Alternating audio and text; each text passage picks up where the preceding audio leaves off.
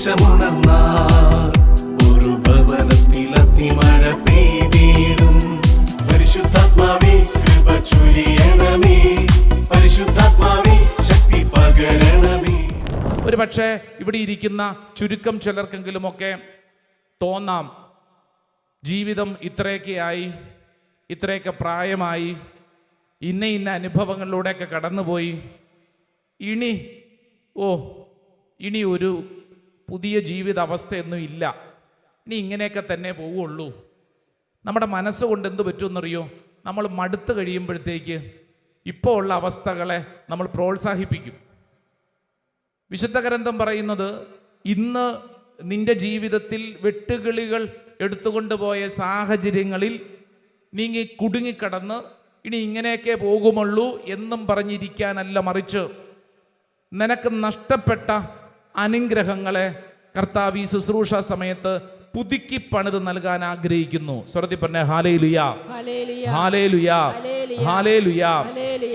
ഈ വിഷയം പഠിക്കുമ്പോൾ നമ്മൾ ശ്രദ്ധിക്കേണ്ട വളരെ പ്രധാനപ്പെട്ട ഒരു കാര്യം എന്നാണെന്നറിയോ? നമുക്ക് ഒത്തിരി കാര്യങ്ങൾ നഷ്ടപ്പെട്ടു പോയിട്ടുണ്ട്. ഒരുപക്ഷെ ഇവിടെ ഇരിക്കുന്ന ചിലർക്ക് ഏതെങ്കിലും സ്നേഹബന്ധങ്ങളുടെ പരാജയം അനുഭവിച്ചിട്ടുള്ളവരുണ്ടാവും. മാതാപിതാക്കളുടെ സ്നേഹം കിട്ടാതെ വളർന്നിട്ടുള്ളവരുണ്ടാവും. എനിക്കെന്നാലും അങ്ങനെയുള്ള അവസരങ്ങൾ കിട്ടിയില്ലല്ലോ, അപ്പുറത്തും ഇപ്പുറത്തും ഉള്ളവരൊക്കെ വളർന്നതുപോലെ എനിക്ക് വളരാൻ പറ്റിയില്ലല്ലോ, എനിക്ക് ഇന്ന കോഴ്സ് എടുത്ത് പഠിക്കാൻ പറ്റിയില്ലല്ലോ, എനിക്ക് ഇത്രയും ഒരു സ്നേഹസമ്പന്നരായ മാതാപിതാക്കൾ. ഇങ്ങനെ നമ്മുടെ ഉള്ളിൽ കുറേ നഷ്ടബോധങ്ങൾ കിടക്കുന്നുണ്ട്. ഓരോരുത്തരും സ്വയം ചിന്തിച്ചാൽ മതി. നമ്മുടെ ഉള്ളിൽ കുറേ നഷ്ടബോധങ്ങൾ കിടക്കുന്നുണ്ട്. ഒരു കാര്യം ശ്രദ്ധിച്ചോണേ, ഈ നഷ്ടബോധത്തിലേക്ക് നോക്കിക്കൊണ്ടിരുന്നു കഴിഞ്ഞാൽ ഈ നഷ്ടം നിന്റെ ഉള്ളിൽ ഭാരമായിട്ട് മാറും. ഈ ഭൂമിയിൽ നീ നഷ്ടത്തിലേക്ക് നോക്കിക്കൊണ്ടിരിക്കാനല്ല, മറിച്ച് ഈ നഷ്ടം നികത്താനുള്ള വഴിയാണ് നമ്മൾ അന്വേഷിക്കേണ്ടത്. Praise the Lord, hallelujah. അടുത്തിരിക്കുന്ന ആളോട് പറഞ്ഞേ, നഷ്ടം നികത്താനുള്ള വഴി കണ്ടെത്തണം. പറഞ്ഞുകൊട്, അടുത്തിരിക്കുന്ന ആളോട് പറഞ്ഞുകൊട്. പാവം, അതിന് ഇത് എന്നാ ചെയ്യണമെന്ന് അറിഞ്ഞുകൂടാ. നിനക്കുള്ള നഷ്ടം നികത്താനുള്ള വഴി കണ്ടെത്തണം. അല്ലാതെ നിനക്കിപ്പോൾ ഒരു സാമ്പത്തികമായ കടബാധ്യതയുണ്ട്, ആ കടബാധ്യതയെക്കുറിച്ച് ഓർത്തോണ്ടിരിക്കും തോറും എന്ത് സംഭവിക്കും? ആ ഓർമ്മ നിന്നെ പീഡിപ്പിക്കും. മറിച്ച് നമ്മൾ എന്താ ചെയ്യേണ്ടത്? ഈ നഷ്ടബോധത്തെ മറികടക്കാനുള്ള വഴി നമ്മൾ അന്വേഷിക്കും. ഹല്ലേലൂയ. ഈ വഴി അന്വേഷിക്കുമ്പോൾ നമ്മൾ തിരിച്ചറിയേണ്ട ഏറ്റവും പ്രധാനപ്പെട്ട കാര്യം പറയട്ടെ, ഇങ്ങോട്ട് നോക്കിയേ. നമുക്ക് ലഭിക്കാതെ പോയ സ്നേഹമാവട്ടെ, നന്മകളാവട്ടെ, കരുതലാവട്ടെ, ഈ ഭൂമിയിലെ ഒരു മനുഷ്യന്റെ കയ്യിലും ദൈവം വെച്ച് കൊടുത്തിട്ടില്ല. പിടികിട്ടിയോ? എന്ത് പിടികിട്ടി? നമുക്ക് നഷ്ടപ്പെട്ടത്, ഇപ്പം ചെറുപ്പത്തിൽ എനിക്ക് എൻ്റെ അമ്മയുടെ സ്നേഹം കിട്ടിയിട്ടില്ല. അപ്പോഴാണ് ഞാൻ ഒരാളെ കാണുന്നത്, അയാളുടെ ചിരിയും സംസാരവും കണ്ടപ്പോൾ എനിക്ക് തോന്നിയതേ, എനിക്ക് അമ്മയിൽ നിന്ന് കിട്ടാതെ പോയതെല്ലാം എനിക്ക് ഈ വ്യക്തിയിൽ നിന്ന് കിട്ടുന്നു. അങ്ങനെയുണ്ടോ? ഇല്ല. പക്ഷെ നമുക്ക് തോന്നും അങ്ങനെ ഒന്ന് അവിടെ നിനക്ക് വേണ്ടി കാത്തുവെച്ചിട്ടില്ലെന്ന്.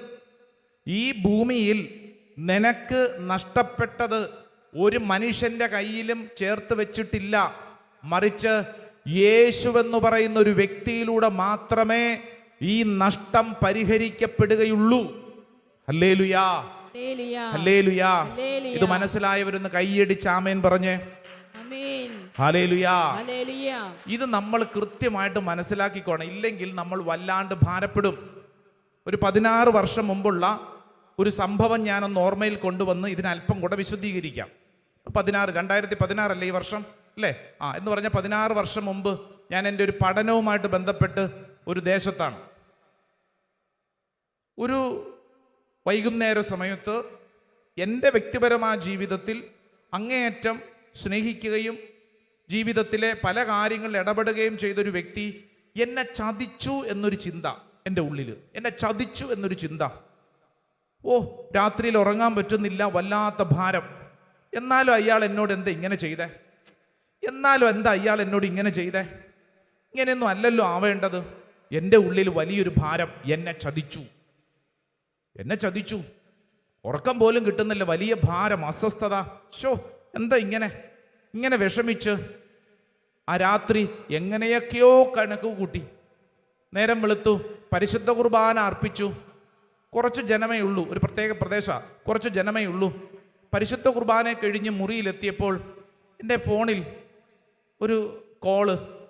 ആ പ്രദേശത്തുള്ള ഒരു സ്ത്രീയാണ്. ആ സ്ത്രീ ഫോൺ വിളിച്ചിട്ട് എന്നോട് പറയുവാണ്, അച്ഛാ വളരെ അത്യാവശ്യമായിട്ട് ഞങ്ങൾക്ക് അച്ഛനെ ഒന്ന് കാണണം, വളരെ അത്യാവശ്യമായിട്ട് അച്ഛനെ ഞങ്ങൾക്കൊന്ന് കാണണം. ഞാൻ പറഞ്ഞു, എന്നാ ചേച്ചി കാര്യം? അതായത് ഞങ്ങളുടെ സഹോദരൻ വിദേശത്ത് നിന്ന് 1 മണിക്കൂർ മുമ്പ് ഫ്ലൈറ്റ് ലാൻഡ് ചെയ്ത് നേരെ വീട്ടിലോട്ട് വന്നിട്ടുണ്ട്. ഞങ്ങൾ അയാളെയും കൊണ്ട് അങ്ങോട്ട് വരുവാ. ഈ സഹോദരിയുടെ സഹോദരൻ അദ്ദേഹം വിദേശത്ത് ജോലി ചെയ്യുന്നു. എന്നിട്ട് എന്നോട് പറഞ്ഞു, അച്ഛാ മാനസികമായ വലിയൊരു ഭാരത്തിലാണ്, അച്ഛൻ ഇടപെടണം, അച്ഛൻ പ്രാർത്ഥിക്കണം. അപ്പം എൻ്റെ അവസ്ഥ എന്താ? ഇന്നലെ മുതൽ വല്ലാത്ത ഭാരപ്പെട്ട്, എന്നാലും അതിങ്ങനെ സംഭവിച്ചല്ലോ, ചതിക്കപ്പെട്ടല്ലോ എന്നൊക്കെയുള്ള ചിന്ത കൊണ്ട് ഭാരപ്പെട്ടിരിക്കുന്ന എന്നോടാണ് ഈ സഹോദരി പറയുന്നത്, അച്ഛാ ഒന്ന് പ്രാർത്ഥിക്കണം, വല്ലാണ്ട് ഭാരപ്പെട്ടിരിക്കുന്നൊരവസ്ഥയാണ്. ഞാൻ പറഞ്ഞു, വാ ചേച്ചി. 3-4 സഹോദരിമാർക്ക് ഒരു ആങ്ങള ചെറുക്കൻ വിദേശത്ത് ഒരു സ്ഥലത്ത് ജോലി ചെയ്യുന്നു. നല്ല മിടുക്കൻ ചെറുക്കൻ. ഇവൻ്റെ കല്യാണം ഉറപ്പിച്ചു കഴിഞ്ഞതാ. കല്യാണം ഉറപ്പിച്ചു കഴിഞ്ഞ ചെറുക്കൻ ജീസസ് യൂത്ത് എന്ന് പറയുന്ന മൂവ്മെന്റിലൊക്കെ പ്രവർത്തിച്ച് വളരെ വിശുദ്ധിയോടുകൂടെ ജീവിക്കുന്ന ചെറുപ്പക്കാരൻ. കല്യാണം ഉറപ്പിക്കപ്പെട്ട നാളുകൾ മുതൽ ഈ പെൺകുട്ടിക്ക് ഇവൻ ഇഷ്ടം പോലെ സമ്മാനങ്ങൾ അയച്ചു കൊടുക്കും, ഇഷ്ടം പോലെ സമ്മാനങ്ങൾ അയച്ചു കൊടുക്കും. നാട്ടിലൊരിക്കൽ അവധിക്ക് വന്നപ്പോൾ ഉറപ്പിക്കപ്പെട്ടതിൻ്റെ ദിവസങ്ങളാണ്. ഇവരൊരുമിച്ച് ഭക്ഷണം കഴിക്കാനൊക്കെ ഒരുമിച്ച് പോയി. ഇവൻ പറയാണ്, അച്ഛാ ഞാനുണ്ടല്ലോ അത്രയും വിശുദ്ധിയോടുകൂടെയാണ് ഞാൻ ആ പെൺകുട്ടിയെ കണ്ടതും കേട്ടതും സംസാരിച്ചതും. അച്ഛാ അത്രമേൽ എൻ്റെ ഹൃദയത്തോട് ചേർക്കപ്പെട്ട പെണ്ണ്, ഞങ്ങൾ ഒരുമിച്ചുള്ള ജീവിതം സ്വപ്നം കണ്ടുകൊണ്ടിരിക്കുന്നു. എല്ലാം ഉറപ്പിച്ച്, 2 കുടുംബം ഉറപ്പിച്ചു. ഞാൻ അച്ഛാ ഒത്തിരി സമ്മാനങ്ങൾ, വില പിടിച്ച് സമ്മാനങ്ങൾ വിദേശത്ത് നിന്ന് കൊണ്ടുവന്ന് ആ പെൺകുട്ടിക്ക് കൊടുത്തു. അച്ഛാ കല്യാണം ഏകദേശം ഉറപ്പിച്ച് കാര്യങ്ങളൊക്കെ മുന്നോട്ട് നീങ്ങുന്നു. ഞാൻ അറിഞ്ഞില്ല അച്ഛാ, അവൾക്ക് മറ്റൊരു ചെറുക്കനോടൊരു ബന്ധം ഉണ്ടായിരുന്നു. എന്നെ പറ്റിക്കുകയായിരുന്നു അച്ഛാ.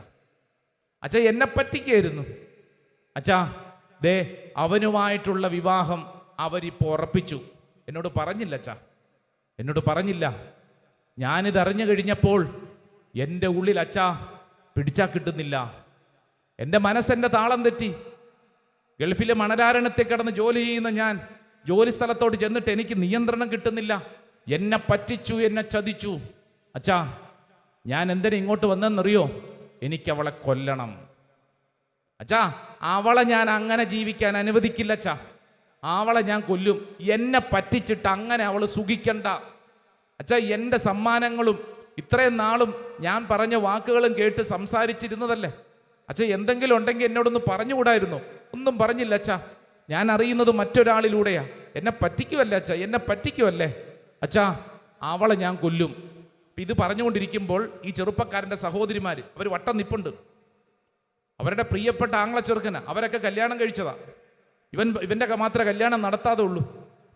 ഈ സഹോദരിമാരെല്ലാവരും കൂടെ ഇവരെ ഇങ്ങനെ പിടിച്ചിട്ട് പറയടാ, നീ ഇങ്ങനെ പറയല്ലേ, നമുക്കൊരു കാര്യം ചെയ്യാം, അവളുടെ കല്യാണത്തിന് മുമ്പ് നിന്റെ കല്യാണം നടത്താം. വേറെ ഞങ്ങൾ നിനക്ക് വേണ്ടി ഒരു പെണ്ണിനെ കണ്ടുപിടിക്കും, ഞങ്ങൾ കല്യാണം നടത്തും.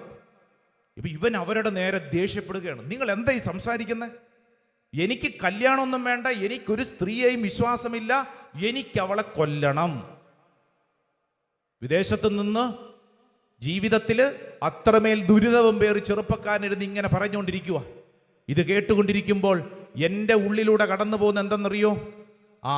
തലേ ദിവസം മുതൽ എൻ്റെ ജീവിതത്തിലുണ്ടായ ഒരു ചതിയും ദുഃഖവും ഭാരവും എന്നെ വേട്ടയാടിക്കൊണ്ടിരിക്കുമ്പോഴാണ് ഈ ചെറുപ്പക്കാരൻ ഇങ്ങനെ പറയുന്നത്. ഇവൻ്റെ പെങ്ങന്മാർ പറയുന്നത്, ഇവൻ്റെ കല്യാണം നമുക്ക് നടത്തണം അച്ഛാ, ഇവനോട് പറഞ്ഞു കൊടുക്ക്, ഇവനോട് നേരെ ഇരിക്കാൻ പറ, ഇവനോട് ശാന്തമാകാൻ പറ, നമുക്ക് ശരിയാക്കാം. ഇവനോട് ഈ പറഞ്ഞ വാക്കുകൾ പറഞ്ഞിട്ട് ഇവൻ അസ്വസ്ഥനായിട്ട് ഇവൻ ഇങ്ങനെ മാനസിക പിരിമുറുക്കത്തിലിരിക്കുമ്പോൾ ഞാൻ അവൻ്റെ കൈക്ക് പിടിച്ചിട്ട് പറഞ്ഞു, എടാ എനിക്ക് നിന്നെ മനസ്സിലാകും, കാരണം എന്നെ ഈശോ ഇത് മനസ്സിലാക്കി തന്നിട്ടുണ്ട്. പ്രൈസ് ദി ലോർഡ്, ഹല്ലേലൂയാ. എന്നിട്ട് ഞാൻ അവനോട് പറഞ്ഞു, എടാ ഈ പ്രശ്നത്തിനുള്ള പരിഹാരം ഈശോയുടെ പക്കലുണ്ട്. ഈശോയ്ക്ക് നിന്റെ അവസ്ഥ നന്നായി മനസ്സിലാകും. ഞാൻ ഈ സെന്റൻസ് പറഞ്ഞു കഴിഞ്ഞപ്പോൾ കണ്ട കാഴ്ച പറയട്ടെ. ഈ ചെറുപ്പക്കാരൻ അവിടെ ഇരുന്നുകൊണ്ട് ദേ കണ്ണിൽ നിന്ന് കുടുകുടാ കണ്ണുനീർ, വാവിട്ടിവനൊരു പൊട്ടിക്കരച്ചിലാണ്. ഞാൻ ഇവനോട് പറഞ്ഞ ഒറ്റ സെന്റൻസേ ഉള്ളൂ, എടാ ഈശോയ്ക്ക് നിന്നെ മനസ്സിലാകും, ഈശോയ്ക്ക് നിന്നെ മനസ്സിലാകും. ഇവന്റെ കൈക്ക് ചേർത്തിട്ട് പിടിച്ചു, നീ വിഷമിക്കണ്ടടാ, എനിക്കും നിന്നെ മനസ്സിലാകും, നീ വിഷമിക്കണ്ട, ഈശോയ്ക്ക് നിന്റെ പ്രശ്നത്തിന് പരിഹാരമുണ്ട്, ഈശോയ്ക്ക് നിന്റെ പ്രശ്നത്തിന് പരിഹാരമുണ്ട്. നീ കടന്നുപോയ ചതിയുടെയും ഒറ്റപ്പെടലിൻ്റെയും അവസ്ഥ ഈശോയ്ക്ക് നന്നായി മനസ്സിലാകും. ഈ ചെറുപ്പക്കാരൻ കുറേ സമയം അവിടെ ഇരുന്ന് പൊട്ടി പൊട്ടി കരഞ്ഞു. കരച്ചിലിൻ്റെ അവസാനം അവനൊരു പാവം, ഒരു കുഞ്ഞിനെ പോലെ, ഒരു ചെറിയ കുഞ്ഞിനെ പോലെ അവൻ അവിടെ ഇരുന്നുകൊണ്ട് പറഞ്ഞു, അച്ഛാ പറ, ഞാൻ എന്താ ചെയ്യേണ്ടത്? ഞാൻ ആ ചെറുപ്പക്കാരനെയും കൊണ്ട് നമ്മുടെ ഒരു ധ്യാന കേന്ദ്രത്തിൽ ധ്യാനം കൂടിച്ചു. അവൻ്റെ ജീവിതം അടിമുടി മാറാൻ തുടങ്ങി. ക്ഷമിക്കാനും പൊറുക്കാനുമുള്ള കൃപ ലഭിച്ചു. ആ ചെറുപ്പക്കാരൻ്റെ ജീവിതം അത്ഭുതകരമായിട്ട് ദൈവം ഒരുക്കി. അവൻ്റെ വിവാഹം ആശീർവദിക്കാൻ നാളുകൾക്ക് ശേഷം, മാസങ്ങൾക്ക് ശേഷം ഞാൻ പോയിരുന്നു. ഇന്നവൻ സന്തോഷത്തോടെ 2-3 കുഞ്ഞുങ്ങളൊക്കെയായി വിദേശത്തൊരു സ്ഥലത്ത് ജീവിക്കുന്നു. ഞാനൊരു ശുശ്രൂഷയ്ക്ക് വേണ്ടി ആ ദേശത്ത് ചെന്നപ്പോൾ ഇവൻ എന്നെ കാണാൻ വന്നിരിക്കുവാണ്. അച്ഛാ, അച്ഛൻ ഓർക്കുന്നുണ്ടോ എന്നറിഞ്ഞുകൂടാ, ഞാൻ ഒരിക്കൽ അച്ഛൻ്റെ മുമ്പിൽ ഇരുന്ന് പൊട്ടിക്കരഞ്ഞത് ഓർക്കുന്നുണ്ടോ? ഞാൻ പറഞ്ഞു, ഞാൻ എങ്ങനെ മറക്കും? കാരണം ജീവിതത്തിൽ പിടിവെള്ളി നഷ്ടപ്പെട്ട് ചതിക്കപ്പെട്ട അവസ്ഥയിൽ ഇരുന്നതല്ലേ. അതെ അച്ഛാ, മനുഷ്യരിലൊന്നും എനിക്ക് വിശ്വാസമില്ലായിരുന്നു. അന്ന് എനിക്ക് മനസ്സിലായി, ഈശോയ്ക്ക് മാത്രമേ എൻ്റെ പ്രശ്നത്തിന് പരിഹാരം കണ്ടെത്താൻ പറ്റൂ. സ്വർത്തി പറഞ്ഞ ഹാലേലുയാ, ഹാലേലുയാ. ഈ ശുശ്രൂഷയിൽ പങ്കെടുക്കുന്ന ഓരോരുത്തരും വിശ്വസിച്ച് കേട്ടോളൂ.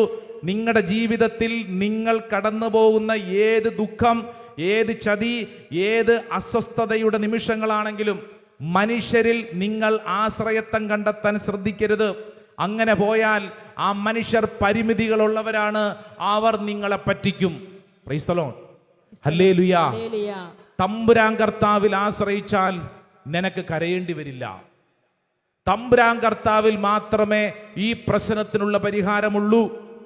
നിങ്ങൾ എത്ര ചർച്ച നടത്തി നോക്കിക്കോ, ചർച്ച നടത്തി നോക്കിക്കോ. ഇങ്ങനെയൊക്കെയുള്ള പ്രശ്നങ്ങളുമായിട്ടിരുന്ന് ചർച്ച നടത്തിക്കൊണ്ടിരിക്കും തോറും ഭാരം വർദ്ധിക്കും.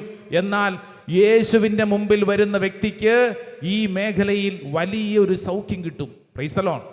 നമ്മുടെ ധ്യാന കേന്ദ്രത്തിൽ കഴിഞ്ഞ മാസം ധ്യാനിക്കാൻ വന്ന കോളേജിൽ പഠിക്കുന്ന ഒരു ചെറുപ്പക്കാരൻ, ഇവന്റെ അമ്മ ചെറുപ്പത്തിലെ മരിച്ചു പോയതാ. ഇവൻ ധ്യാനത്തിന് വന്ന ദിവസം തന്നെ എന്നോട് പറഞ്ഞു, അച്ഛാ, എൻ്റെ ഒരു സ്വഭാവം ഒരു പ്രത്യേക രീതിയാണ് കേട്ടോ.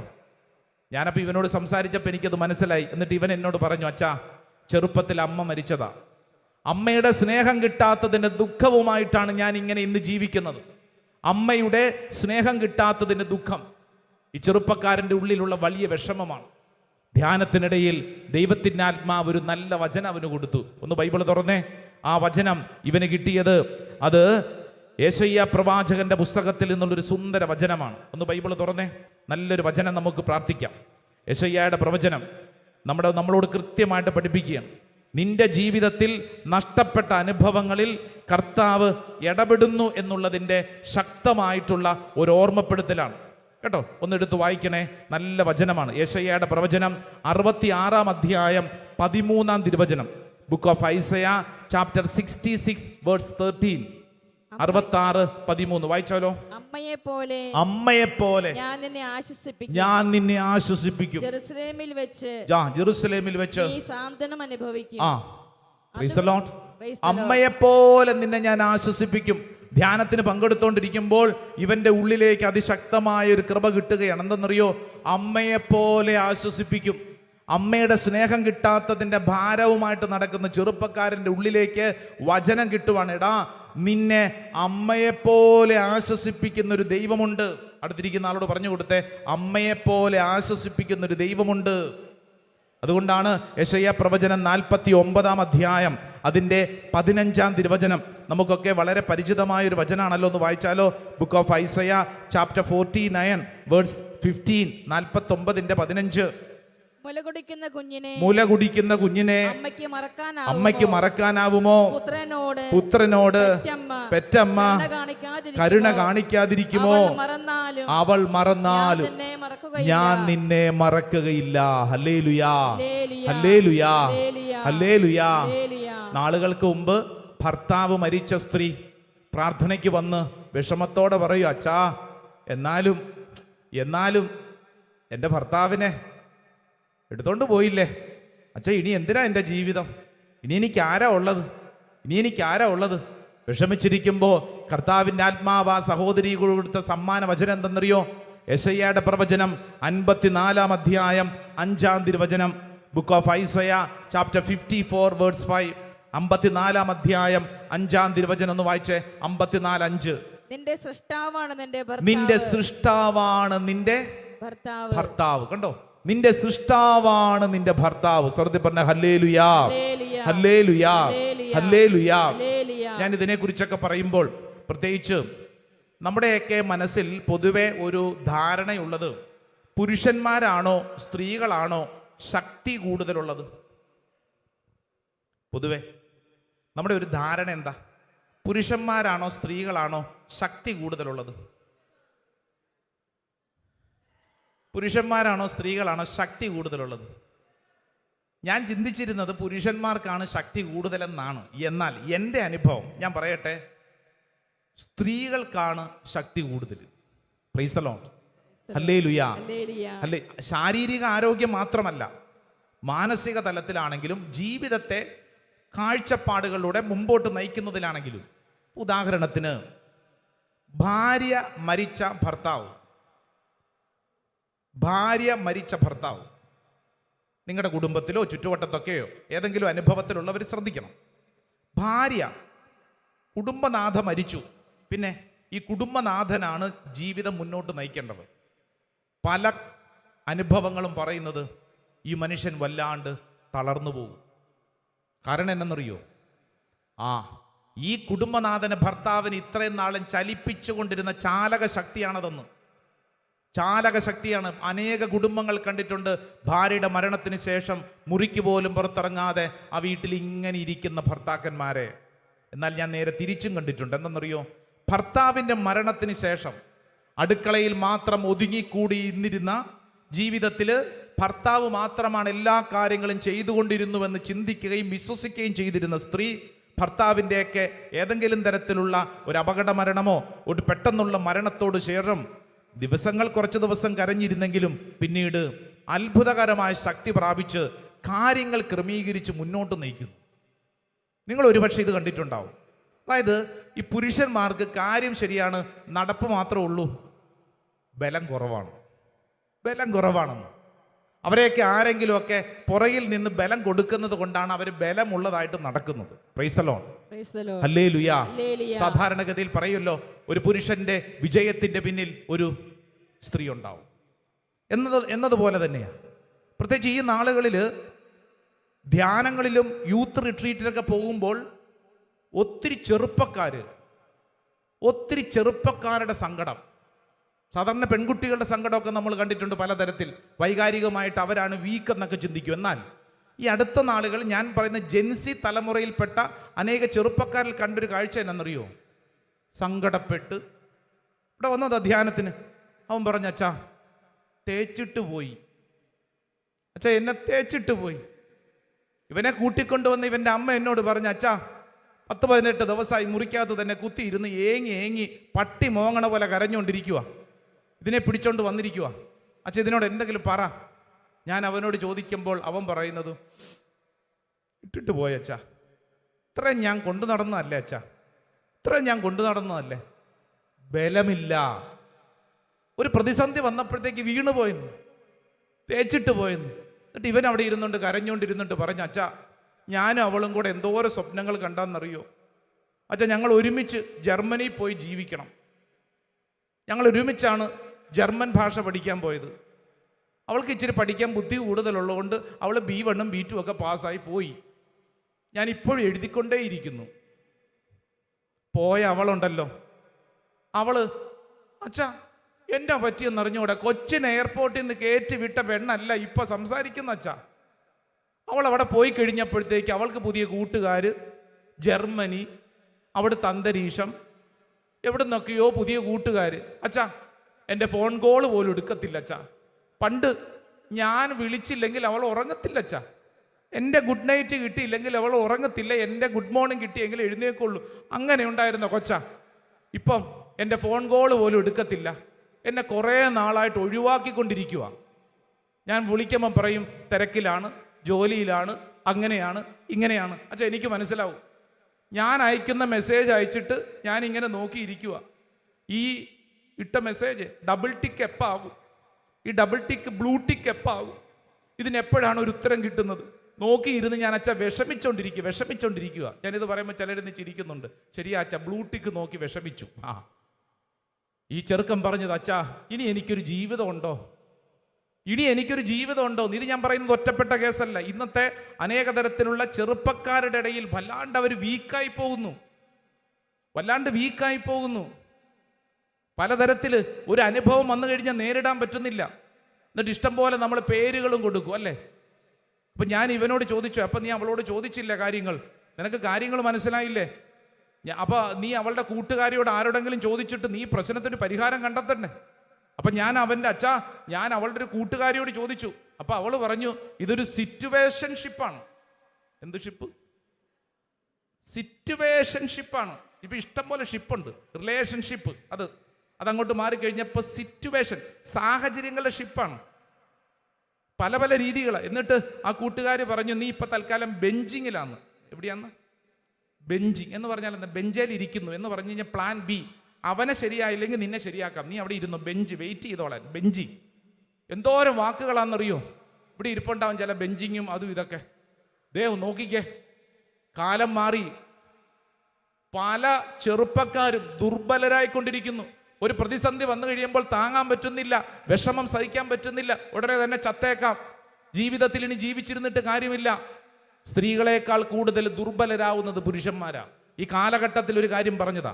ഈ വചന ശുശ്രൂഷയിൽ പങ്കെടുക്കുന്ന എല്ലാവരും ശ്രദ്ധിക്കേണ്ട വളരെ പ്രധാനപ്പെട്ട കാര്യം, ഈ ഭൂമിയിൽ നിനക്ക് നഷ്ടപ്പെട്ട ഒരു കാര്യവും ഒരു മനുഷ്യന്റെ കയ്യിൽ ഏൽപ്പിച്ചിട്ടില്ല. യേശു ക്രിസ്തുവിലൂടെ മാത്രമേ അത് പൂർത്തീകരിക്കപ്പെടുകയുള്ളൂ. വിശ്വസിക്കുന്ന ഒരു ഒച്ചത്തിൽ പറഞ്ഞ ഹല്ലേലൂയാ, ഹല്ലേലൂയാ, ഹല്ലേലൂയാ, ഹല്ലേലൂയാ. ഇത് നമ്മൾ വിശ്വസിക്കണം. ഒറ്റ വചനം ഒന്ന് വായിച്ച്. രാജാക്കന്മാരുടെ 2-ാം പുസ്തകം 20-ാം അധ്യായം അതിൻ്റെ 5-ാം തിരുവചനം. രാജാക്കന്മാരുടെ 2-ാം പുസ്തകം. അവിടെ നമ്മൾ വായിക്കുന്നത് നമ്മുടെ ഹെസക്കിയ രാജാവിനെ കുറിച്ചാണ്. ഹെസക്കിയനെ കുറിച്ചൊരു നല്ല വചനമുണ്ട്, ഒന്ന് വായിച്ചോ. രാജാക്കന്മാരുടെ 2-ാം പുസ്തകം 5-ാം അധ്യായം 20-ാം അധ്യായം 5-ാം തിരുവചനം. Book of Kings, second book, chapter 20, 20-ാം അധ്യായം അതിൻ്റെ 5-ാം തിരുവചനം. നീ മടങ്ങിച്ചെന്ന് എന്റെ ജനത്തിന്റെ രാജാവായ ഹെസക്കിയായോട് അവന്റെ പിതാവായ വായിച്ചോ, ദാവീദിന്റെ ദൈവമായ കർത്താവ് ഇപ്രകാരം അറിയിക്കുന്നു എന്ന് പറയുക, ഞാൻ നിന്റെ കണ്ണീർ കാണുകയും പ്രാർത്ഥന കേൾക്കുകയും ചെയ്തിരിക്കുന്നു, ഞാൻ നിന്നെ സുഖപ്പെടുത്തും. ശ്രദ്ധ പറഞ്ഞ ഹല്ലേലൂയാ, ഹല്ലേലൂയാ. പ്രിയപ്പെട്ടവരെ, ഇത് മനസ്സിലാകണമെങ്കിൽ അതിന് തൊട്ട് മുമ്പുള്ള വചനം ഒന്ന് ശ്രദ്ധിച്ചാൽ മതി. എന്തെന്നറിയോ? 20-ാം അധ്യായം 1 മുതൽ വചനം ഞാൻ വായിക്കാം, ശ്രദ്ധയോടെ കേട്ടോ. ഹെസക്കിയ രോഗബാധിതനായി മരണത്തോടടുത്തു. ആമോസിന്റെ പുത്രൻ ഏശയ്യാ പ്രവാചകൻ അടുത്തു ചെന്ന് പറഞ്ഞു, കർത്താവ് അരുളി ചെയ്യുന്നു, നീ വീട്ടുകാര്യങ്ങൾ ക്രമപ്പെടുത്തുക, എന്തെന്നാൽ നീ മരിക്കും, സുഖം പ്രാപിക്കുകയില്ല. നീ മരിക്കാൻ പോവാണ്, നീ മരിക്കാൻ പോകുന്നു. 2-ാം വചനം. ഹെസക്കിയ ചുവരിലേക്ക് മുഖം തിരിച്ച് കർത്താവിനോട് പ്രാർത്ഥിച്ചു. ഹല്ലേലൂയാ. ഇത്രയും നേരം കരഞ്ഞത് നാട്ടുകാരുടെ മുമ്പിലാണ്. എന്നാൽ തമ്പുരാൻ കർത്താവിന്റെ നേരെ നോക്കി കരഞ്ഞപ്പോൾ കാര്യത്തിന്റെ ഗതി മാറി. എന്ന് പറഞ്ഞു കഴിഞ്ഞാൽ, നാട്ടുകാരുടെ മുമ്പിൽ, വീട്ടുകാരുടെ മുമ്പിൽ, കൂട്ടുകാരുടെ മുമ്പിൽ കരഞ്ഞ് നിന്റെ സമയം കളയരുത്. അടുത്തിരിക്കുന്ന ആളോട് പറഞ്ഞേ, തേച്ചിട്ട് പോയതും അതും ഇതൊക്കെ ഉണ്ടാവും. നാട്ടുകാരുടെ മുമ്പിലും വീട്ടുകാരുടെ മുമ്പിൽ കരഞ്ഞ് നിന്റെ സമയം നീ കളയരുത്. കരയേണ്ടവന്റെ മുമ്പിൽ കരയണം. അത് പറഞ്ഞു കൊടുത്തേ, കരയേണ്ടവന്റെ മുമ്പിൽ കരയണം. ഹല്ലേലൂയാ. ജെറമിയ പ്രവചനം 31-ാം അധ്യായം അതിന്റെ 16-ാം തിരുവചനം വായിച്ചോ. നല്ല വചനമാണ്. Jeremiah, book of Jeremiah chapter 31 word 16, 16-ാം തിരുവചനം. കർത്താവ് അരുളി ചെയ്യുന്നു, കരച്ചിൽ നിർത്തി കണ്ണീർ തുടയ്ക്കൂ, നിന്റെ യാതനകൾക്ക് പ്രതിഫലം ലഭിക്കും. കരച്ചിൽ നിർത്തി കണ്ണീർ തുടയ്ക്കൂ. ഉച്ചത്തിൽ പറഞ്ഞേ, കരച്ചിൽ നിർത്തി കണ്ണീർ തുടയ്ക്കൂ, നിന്റെ യാതനകൾക്ക് പ്രതിഫലം ലഭിക്കും. ഹല്ലേലൂയാ. ജീവിതത്തിലെ ഏത് നഷ്ടത്തിന്റെ മുമ്പിലും കരഞ്ഞുകൊണ്ടിരിക്കുന്നവർ, നഷ്ടപ്പെട്ടതിനെ ഓർത്ത് വെട്ടുകിളികൾ ജീവിതത്തിൽ എന്നെ ഇങ്ങനെ ആക്കിയല്ലോ എന്നോർത്ത് വിഷമിച്ചുകൊണ്ടിരിക്കുന്നവർ ശ്രദ്ധിക്കേണ്ട കാര്യം, മനുഷ്യരുടെ മുമ്പിലല്ല കരയേണ്ടത്, കരയേണ്ടവന്റെ മുമ്പിൽ കരയണം. തമ്പുരാൻ കർത്താവിന്റെ മുമ്പിൽ കരയണം. മർക്കോസ് സുവിശേഷം 10-ാം അധ്യായം 46 മുതൽ നമുക്ക് പരിചയമുള്ള ഒരു വ്യക്തിയുണ്ട്, ബർത്തിമിയൂസ്. അവൻ ഇരുന്ന് കരഞ്ഞു, വഴിയരികിൽ ഇരുന്ന് കരഞ്ഞു. ഇവന്റെ കരച്ചിൽ കണ്ട നാട്ടുകാർ പറഞ്ഞു മിണ്ടാണ്ടിരിക്കാൻ. എന്നാൽ അവൻ കരഞ്ഞത് നാട്ടുകാരുടെ വഴിയെ പോയവരുടെ മുമ്പിലല്ല, മറിച്ച് ആരുടെ മുമ്പിലാണ്? യേശുവിൻ്റെ മുമ്പിലാണ്. അതുകൊണ്ടാണ് യേശു അവന്റെ പ്രാർത്ഥന കേട്ട് അവിടെ നിന്നു. അനേകായിരങ്ങളുടെ നടുവിൽ ആ കരച്ചില് ഈശോ കേട്ടു. ഈശോ അവന്റെ ഹൃദയത്തെ കണ്ടു. ഈശോ അവന്റെ ഹൃദയത്തെ കണ്ടു. ശ്രദ്ധിച്ച് പറഞ്ഞ ഹല്ലേലൂയാ. ഈശോ അവിടെ നിന്നു. ഈശോ അവനെ നോക്കി. ഈശോ അവനെ അടുക്കലേക്ക് വിളിച്ചു. പ്രൈസ് ദി ലോർഡ് എന്ന് പറഞ്ഞാൽ, കരയേണ്ടവന്റെ മുമ്പിൽ കരഞ്ഞാൽ നിന്റെ കരച്ചിലിന് ഉത്തരം കിട്ടും, നിന്റെ പ്രശ്നത്തിന് പരിഹാരം കിട്ടും. ഇല്ലെങ്കിൽ നമ്മൾ എന്നും മനുഷ്യരുടെ മുമ്പിൽ ഇങ്ങനെ കരഞ്ഞും വിലപിച്ചും പരാതി പറഞ്ഞും നടക്കും. അതല്ല വേണ്ടത്. തമ്പുരാൻ കർത്താവിന്റെ മുമ്പിൽ നീ കരഞ്ഞാൽ ആ കരച്ചിലിന് ഉത്തരം ലഭിക്കും. ഹല്ലേലൂയാ. കാരണം നഷ്ടപ്പെട്ടത് തമ്പുരാൻ കർത്താവിന് മാത്രമേ തിരിച്ചു തരാൻ പറ്റുകയുള്ളൂ. ഹോസിയയുടെ പ്രവചനം 14-ാം അധ്യായം 4-ാം തിരുവചനം. Book of Hosea chapter 14 words 4. Hosea 14:4. എന്റെ കൂടെ ഒന്ന് ഏറ്റു പറഞ്ഞേ, ഞാൻ അവരുടെ അവിശ്വസ്തതയുടെ മുറിവുണക്കും, ഞാൻ അവരുടെ മേൽ സ്നേഹം ചൊരിയും. കണ്ടോ, വചനം പഠിപ്പിക്കുകയാണ്. ഏറ്റു പറഞ്ഞ, ഞാൻ അവരുടെ അവിശ്വസ്തതയുടെ മുറിവുണക്കും. നമ്മുടെ ഉള്ളില് ഇന്നലകളിലെ കയ്പ് നിറഞ്ഞ അനേക അനുഭവങ്ങൾ മുറിവുകളായിട്ട് കിടക്കുന്നു. എന്നെ അവർ സ്നേഹിച്ചില്ല, എന്നെ ഇയാൾ പറ്റിച്ചു, ഇത്രയും സ്നേഹിച്ച ഇയാൾ എന്നോട് എന്തുകൊണ്ട് ഇങ്ങനെ പെരുമാറി, എൻ്റെ സ്വപ്നങ്ങൾ തീർന്നല്ലോ, ചെറുപ്പത്തിൽ എനിക്ക് ഇങ്ങനെ സംഭവിച്ചല്ലോ, എന്നെ ഇയാൾ ഇങ്ങനെ നൂറ് കാര്യങ്ങൾ. വചനം പഠിപ്പിക്കുന്നു, മനുഷ്യരുടെ മുമ്പിൽ ഈ കുറവുകളും കൊണ്ട് നടന്നിട്ട് കാര്യമില്ല. കുറവുകൾക്ക് ഉത്തരം ലഭിക്കുന്നത്, മുറിവുകൾ ഉണക്കപ്പെടുന്നത് യേശു ക്രിസ്തുവിലൂടെയാണ്. വലതുകര ഉയർത്തി വെച്ചിട്ട് ഹല്ലേലൂയാ. ഞാൻ അവരുടെ അവിശ്വസ്തതയുടെ മുറിവുണക്കും, ഞാൻ അവരുടെ മേൽ സ്നേഹം ചൊരിയും. ഞാൻ അവരുടെ മേൽ സ്നേഹം ചൊരിയും. നിന്റെ ഏത് മുറിവിനും സൗഖ്യം കിട്ടുന്നത് കർത്താവിലൂടെയാണ്. Praise the Lord. Hallelujah, hallelujah. നമ്മുടെ ജീവിതത്തിൽ വെട്ടുക്കിളികൾ വന്ന് പലതും നശിപ്പിച്ചിട്ടുണ്ടാവും, ചെതലെടുത്ത് പോയിട്ടുണ്ടാവും. ആ നഷ്ടപ്പെട്ടതിനെ ഓർത്തുകൊണ്ട് കരഞ്ഞോണ്ടിരിക്കാനല്ലെന്ന്, മറിച്ച് കർത്താവിലേക്ക് തിരിയാൻ സ്നേഹം ഈശോ നിനക്ക് ചൊരിയും. ചാടി എഴുന്നേറ്റ് നിന്നെ, 2 കരങ്ങൾ സ്വർഗത്തിലേക്ക് ഉയർത്തിപ്പിടിച്ചു.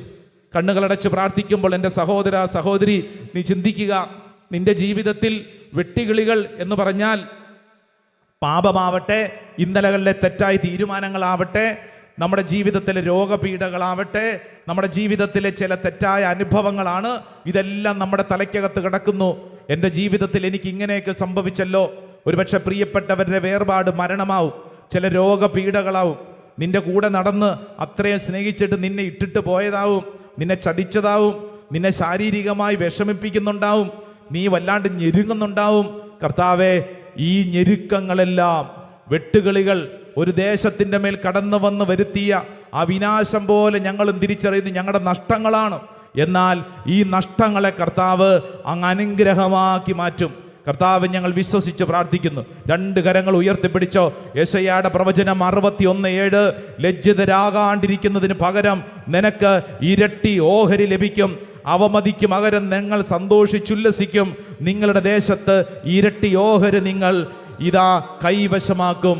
നിങ്ങളുടെ ആനന്ദം നിത്യമായിരിക്കും. കർത്താവേ, ഞങ്ങൾ വിശ്വസിക്കുന്നു, ഞങ്ങളുടെ ജീവിതത്തിൽ ഇത് സംഭവിക്കട്ടെ. രണ്ട് കരങ്ങൾ ഉയർത്തിപ്പിടിച്ച് ദൈവജനം ഒരുമിച്ച് വിശ്വസിക്കണം. ഈ ഭൂമിയിൽ മനുഷ്യരുടെ പുറകെ നടന്ന് കിട്ടാതെ പോയ സ്നേഹം അന്വേഷിക്കേണ്ട, മറിച്ച് യേശുവിൽ മാത്രമാണ്. ഓ ദൈവമേ, എനിക്കുണ്ടായ എല്ലാ അനുഭവങ്ങളും അനുഗ്രഹത്തിന്, എനിക്കുണ്ടായ എല്ലാ മുറിവുകളും അനുഗ്രഹത്തിന്, എനിക്കുണ്ടായ എല്ലാ കയ്പ് നിറഞ്ഞ അനുഭവങ്ങളും കർത്താവെ അനുഗ്രഹത്തിന്. കരങ്ങൾ ഉയർത്തി യേശുവേ എന്ന് വിളിച്ചൊന്ന് സ്തുതിച്ചേ, നാവ് തുറന്ന് സ്തുതിച്ചേ, ഹൃദയം തുറന്ന് സ്തുതിച്ചേ. കർത്താവേ, അതെന്റെ മേൽ സംഭവിക്കട്ടെ. സ്തുതിച്ച് പ്രാർത്ഥിക്കുന്നു. വലിയൊരു അഭിഷേകം എന്റെ മേൽ സംഭവിക്കട്ടെ. കൃപയ്ക്ക് മേൽ കൃപ കർത്താവ് ചൊരിയണമേ. ഈ ശുശ്രൂഷ സമയത്ത് ഞങ്ങൾ വിശ്വസിച്ച് പ്രാർത്ഥിക്കുന്നു, ഏറ്റെടുത്ത് പ്രാർത്ഥിക്കുന്നു. ദൈവത്തിന്റെ ആത്മാവ് എന്റെ മേൽ പ്രവർത്തിക്കണമേ. ഹല്ലേലൂയാ, ഹല്ലേലൂയാ, ഹല്ലേലൂയാ. യേശുവേ ആരാധന. പിതാവിന്റെയും പുത്രന്റെയും പരിശുദ്ധാത്മാവിന്റെ നാമത്തിൽ ഈ കേട്ട വചനം എന്നിൽ സംഭവിക്കട്ടെ. നെറ്റിയിൽ ഒരു കുരിശടയാളം വരച്ച് സ്വയം ആമേൻ പറയുക. ആമേൻ, ആമേൻ, ആമേൻ. നന്നായിട്ട് പ്രാർത്ഥിച്ചോ. കർത്താവിൻ്റെ ആത്മാവ് അത്ഭുതകരമായിട്ട് പ്രവർത്തിക്കട്ടെ. ഒരു പുതിയ അഭിഷേകം നിറയട്ടെ. പ്രത്യേകിച്ച് നിങ്ങൾ പ്രാർത്ഥിക്കുമ്പോൾ ഈ ആലയത്തിന് വേണ്ടി ഇവിടെ കടന്നു വരുന്ന ദൈവജനം വിശുദ്ധീകരിക്കപ്പെടാൻ പ്രാർത്ഥിച്ചോ. നമുക്കുണ്ടായ എല്ലാ അനുഭവങ്ങളും നമ്മൾ വിശുദ്ധീകരിക്കാനാണ്. പ്രാർത്ഥനയോടെ നമുക്ക് ഈശോയുടെ ഈ സ്നേഹത്തിൻ്റെ ആശീർവാദം സ്വീകരിക്കാം.